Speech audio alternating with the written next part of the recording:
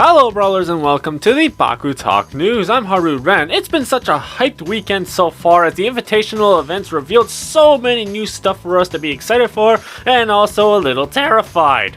Oh boy, this might be a long video, isn't it? Though, per edict of Spin Master, the invitees were not allowed to screen cap the meeting. However, they are allowed to tweet about what they saw as it went on. A big special thanks to all that kept us up to date, so now a recap of all the reveals and my own thoughts and opinions on them. But before we go on, did you know that a majority of you watching this video are not subscribed to this channel right now? If you enjoy our content, please consider subscribing to keep up to date with all our beautiful videos. Your subscription is not only free, but it will also support the channel and we appreciate any support we get.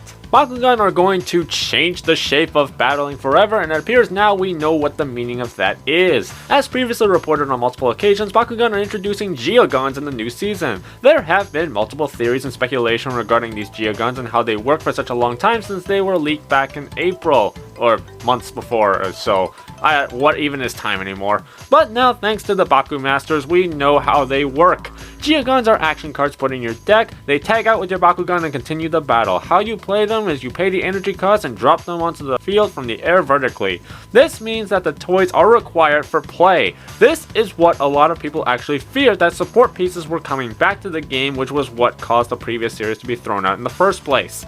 Geogans you can only have one of on the team, but their action cards you can have 3 copies of in the card deck.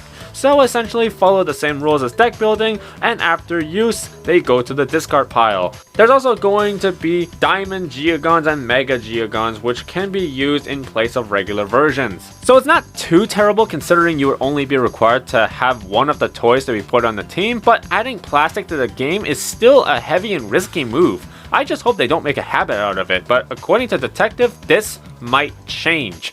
Magnus of YouTube also went on saying that Geogans are reroll cards too, which I didn't understand at first. Asking Kimbo to clarify this for me, he said if you miss a roll and then you have the energy to play a Geogan, you can play it and it allows you to reroll your Bakugan. Then drop the Geogan if you land.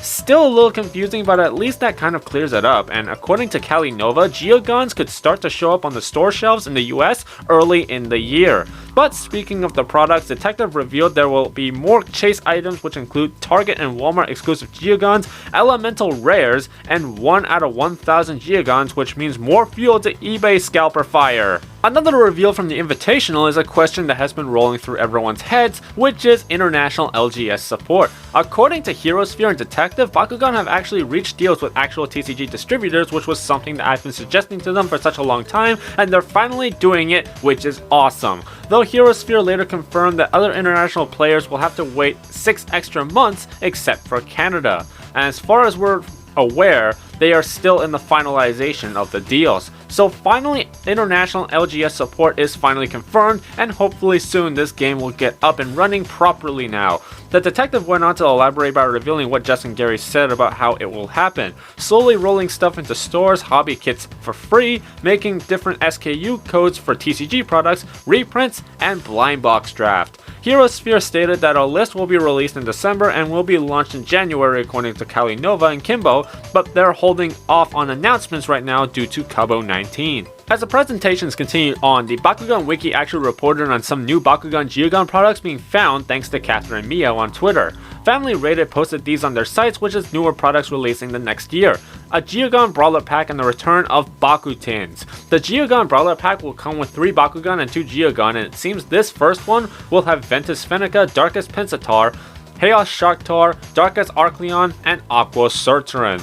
Looking at the Geogans, their power levels are absolutely insane, so it's pretty good that they are only allowed 1 of in the deck but 3 copies of the card. It makes for an interesting deck building dilemma. Sharktar is just a gem, Pensatar is sync or might mac bait, and Fenica's stats are pretty good. The next thing is the Detective have confirmed the first 6 Bakugan that is going to be coming in the new wave of the new season. Dragonon Ultra, which we already saw, Falcron Ultra we already saw, Sharktar Ultra we already saw, Fenica Ultra, which we already saw, Nilius Ultra, that we actually haven't seen yet, but according to Detective, Nilius will have 3 heads, reminiscent of Alpha Hydronoid. Okay, I'm excited for that one. And Farasco Ultra that we have not seen yet. And according to Little Geeks, an Ultra Cubbo as well. What? Detective went on to further state that a ban list and rotations are considered, but in my honest opinion, a ban list would be better than rotations due to the nature of the toys and the value of old cards still holding up today, like Song of Fire, Pact of Darkness, and Shun from Resurgence.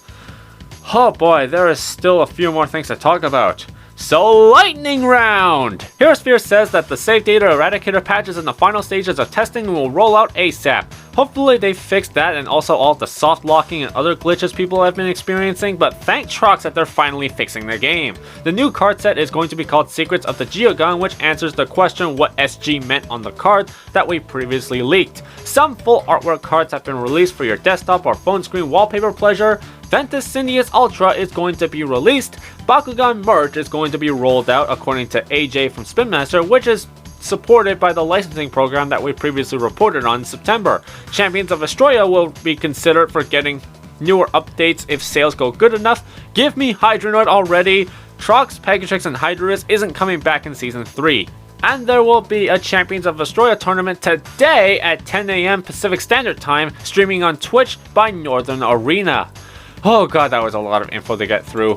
So what are my initial thoughts on this? I'm genuinely excited to give these new Geogan mechanics a try. It kinda worries me about the additional plastics being thrown in, but at least it's something different and not too major that they will make a habit out of.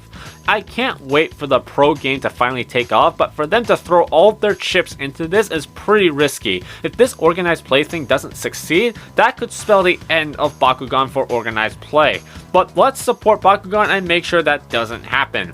Let me know what you guys think of all of these reveals and what you thought of this year's Invitationals in the comments down below. Go easy on them though, they were doing this in the middle of a pandemic. And if you're curious, Casey Toby actually has videos posted showing off the newly designed Bakugan as well for you to check out. But overall, things seem to be looking up for Bakugan right now, and all this new stuff being hyped up is absolutely exciting. I can't wait to get my hands on this stuff. And I know you guys are probably wondering what happened to the episode 30 review. Don't worry, it'll be out tomorrow instead due to the Invitational scheduling.